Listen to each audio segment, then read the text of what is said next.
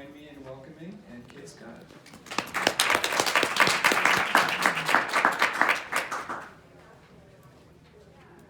Thank you, everybody. Thank you, Sean. Wow, welcome. I feel like I'm at the top of an aeroplane. I'm about to talk to you about your safety in the exits, but no, let's not get distracted. Welcome. It's a real pleasure to be here.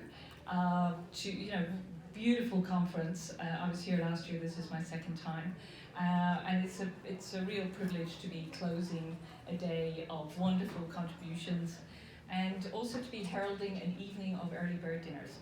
So now I'm here to talk to you about imagination and technology. But there is something I have to talk about first, and that's my accent. So I call myself Irish, but some of the Irish, and I've got a friend down here, Edward, may say that I'm not really Irish because I'm they call a plastic paddy. I was born in London. But my parents are Irish, I was educated in Ireland, and then I went travelling around the world like a lot of the Irish diaspora. And recently I've been hanging out with some interesting collaborators and disruptors. I've got my friend Sarah from the UK, and David, who travelled from Australia, but I'm not really sure where he's from. And so I've picked up a bit of an odd accent and a magpie vocabulary. So I don't want you to spend the next 18 minutes trying to work out where I'm from. I'll just put that aside, okay? So what I am here, though, to talk to you about is imagination. And imagination is a gift that we all receive in our DNA, yeah? That's how ancient it is. It came with human being version 1.0. So, but like many free bundled software, we don't really learn how to use it or appreciate the value of it. So I want to talk to you about how you can use imagination to create the reality that really matters to you. Now, we don't have a lot of time here today to dive into all the details, so I'm going to ask you to suspend what you think you already know about imagination or anything else I talk about, or what you believe to be true. So for this short time we have together, let's just take a ride and let's just be open to the experience of it. And I do want to make it experiential. So my end result for you is to open your minds to the possibility of imagination and also to pique your curiosity to learn more. Because imagination is truly where we're expansive and where our potential resides.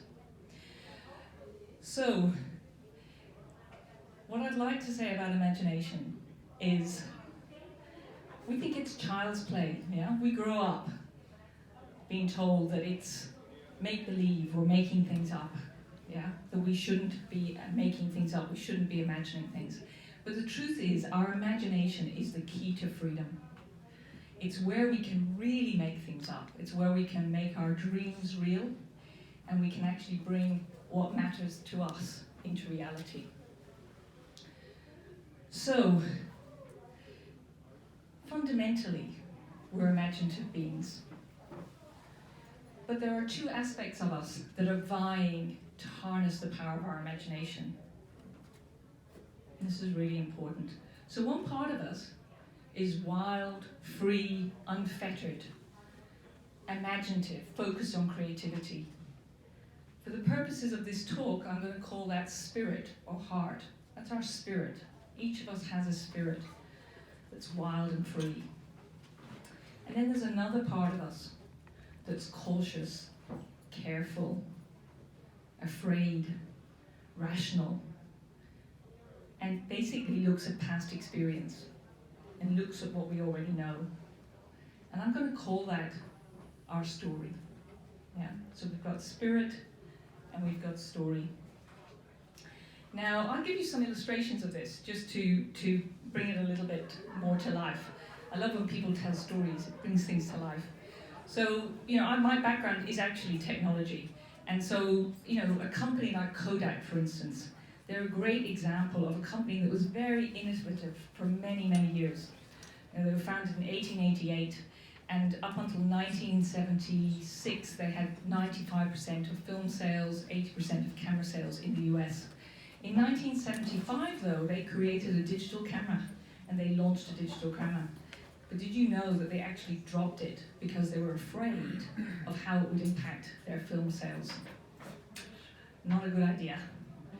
Then came Fuji, and then in 2012, Chapter 11 bankruptcy. I mean, they're still around, reformed, but they focused on past experience and what they already knew. We can then look at companies like Amazon, Netflix, Uber, Lyft. They all redefined our reality, actually. They created things that hadn't existed before. So, two aspects of the same thing. Now, in terms of me personally, my story, I'm a procrastinator and a dreamer. And I tend to get busy with inessential activity. So, for example, coming to visit San Francisco and coming to do this talk, I decided to squeeze in a road trip from Seattle to San Francisco. Now, for those of you not from the US, that's a lot of driving in 2 or 3 days. I had a wonderful time with my friends, but it did put the squeeze on my preparation for the talk. But I am trained in my imagination, and I'm trained to focus on my creativity. So on a daily basis, I was actually imagining myself being here and talking to you. Yeah? And I am. And I'm really pleased and I'm really passionate about this subject, and it really lights me up to talk here. Now, those two aspects of myself exist alongside each other. Yeah? So the difference is where I put my focus. And this is what I want to talk to you about, and I want to give you an opportunity to actually experience this for yourselves and to look at what your story is and to look at what your spirit is. So I'm going to ask some questions. I'm actually going to take myself through a process. I'm going to ask you to follow along with me. If you've got a pen and paper, great. If you haven't, it doesn't matter. Just thinking the answers is going to be enough. So what I want to do is I want to look at a problem. I want to, think of a problem that you might have. It might be a relationship issue. It might be a work issue. It might be about that book you haven't written. It might be about that sabbatical you haven't taken. It might be about the fact that they ran out of muffins this morning in the store. Yeah? It doesn't matter what problem, but just whatever's there, whatever's present to you right now. And the problem I'm going to take is the book I haven't written. I love writing, and I've got a very good friend who's not here, but keeps asking me, when am I going to write my book? And it just isn't happening, guys. It's about procrastination, right? Thank you. Exactly. But what's really cool now is to actually look at it, specifically where my focus is. So the first question I'm going to ask is, what am I thinking? Now, our stories talk to us in thoughts and feelings. So if you've got a problem, just consider, what are you thinking about that problem? So my thoughts about not writing a book are, I can't afford to take the time off. I need to work. Who wants to read what I have to say anyway? And how would it be possible to write that many words? It's just very overwhelming. And aren't there enough books out in the world already? So those are my thoughts. My feelings. So what do I feel about that? What do you feel about your problem? What I feel about not writing a book is sad. But I also feel overwhelmed. The idea of writing a book. It's very exposing. It sets me up for judgment and criticism. So, what's my story? What's your story? So my story about writing a book, as Tony said, it's about procrastination. But my story is, who wants to read what I have to write? And I can't afford the time. So guess what? That story is powering my imagination. I'm spinning wheels, going nowhere, and there is no book. Right?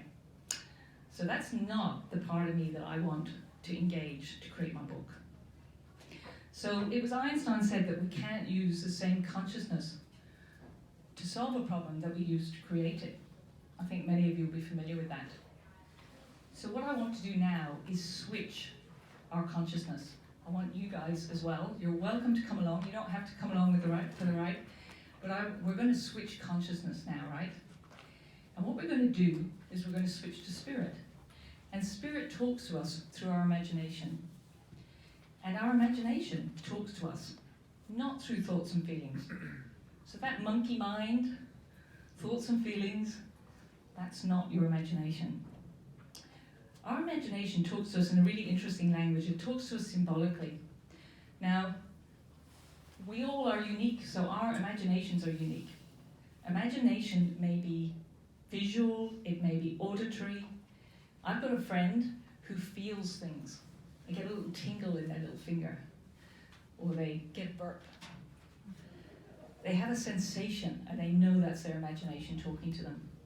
It may be just a direct knowing, and it may just be an awareness. It just might be a sudden awareness, like suddenly hearing a clock ticking. Now, the thing about symbols are that they need to be interpreted. Yeah? So the symbol, in and of itself, isn't the answer. It's your ability to interpret.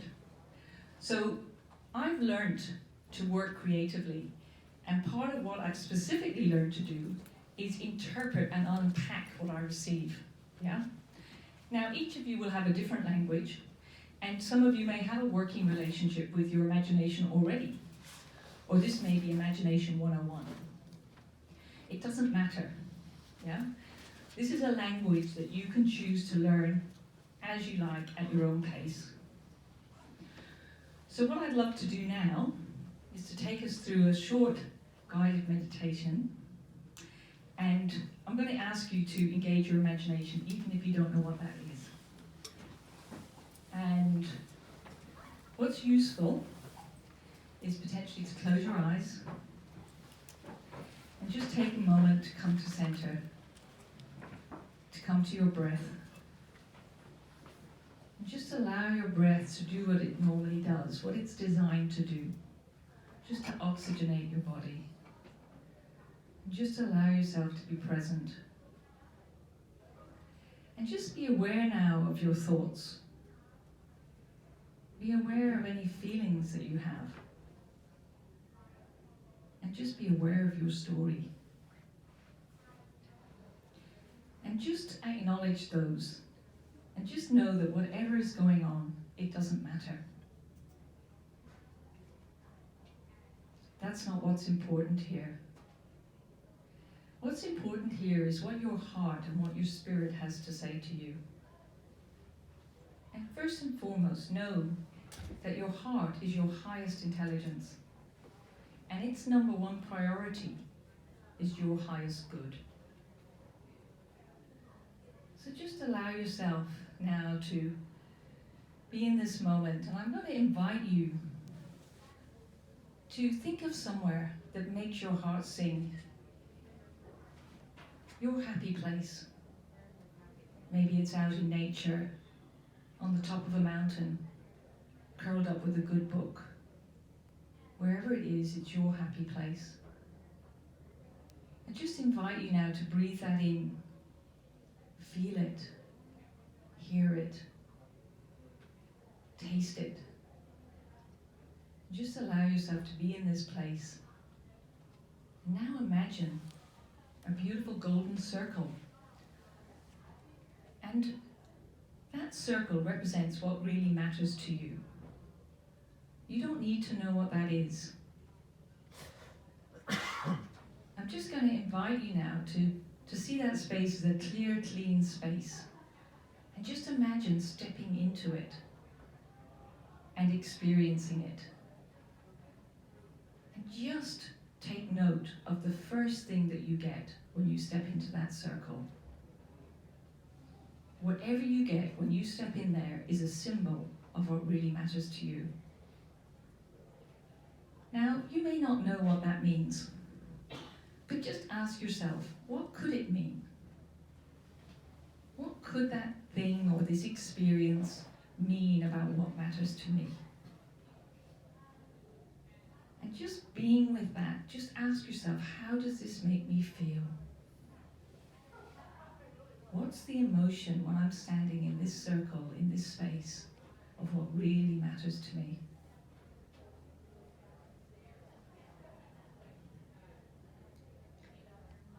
So you can return to normal consciousness, and I'll just give you a moment to, if you need to write anything down.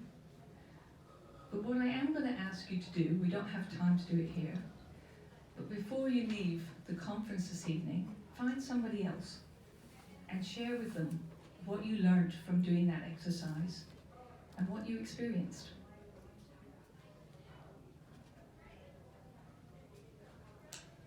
So that was just a taster of how your imagination can serve you.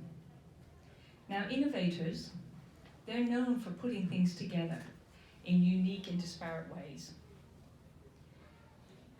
But innovators are no more special than you or I.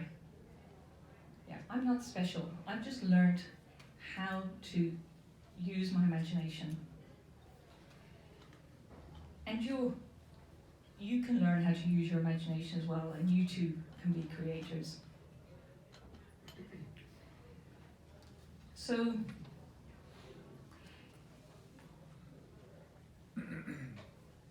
when I think about, I think we're deluded when we think there's unique creativity. We think it's Picasso or Mozart or Steve Jobs or Elon Musk.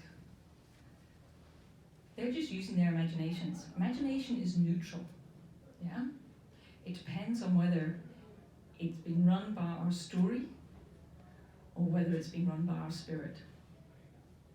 Before I discovered how to use my imagination, it used to be run by procrastination. And to be honest, I chose a career in technology because the Irish government paid me to learn how to program in 1978. I didn't decide what I really wanted to do until about 5 years ago. But I'm not young. So I spent about 30 years procrastinating because I just didn't choose what it was that mattered to me. Yeah? And, I was reading Phil Knight's book, Shoe Dog, the guy who created Nike. And he talks in that book about, when he was about 24, he talks about there was a moment when he realized that our time was short. He said he had a sense that our time was short. I'm not quoting this exactly. And he said, shorter than a morning run, obviously, the guy was a runner. And he said, he wanted his life to be meaningful, purposeful, different. More than anything, he said different. And he wanted it to be about play. And he said, what could I do? He was a good athlete, but he wasn't great. He said, what can I do to have the experience of being an athlete and to play? And he created Nike, right? Long before it became a public company and long before a lot of the scandals. So what I say to you is, my work is play. And Goldie earlier talked about finding the tickle inside. And this is what it's about. It's about finding the tickle inside. So I want to thank you for being here, and I invite you to connect to your imaginations. And I also want to thank my team, because this is a MWI production, as Dan Siegel talked about yesterday.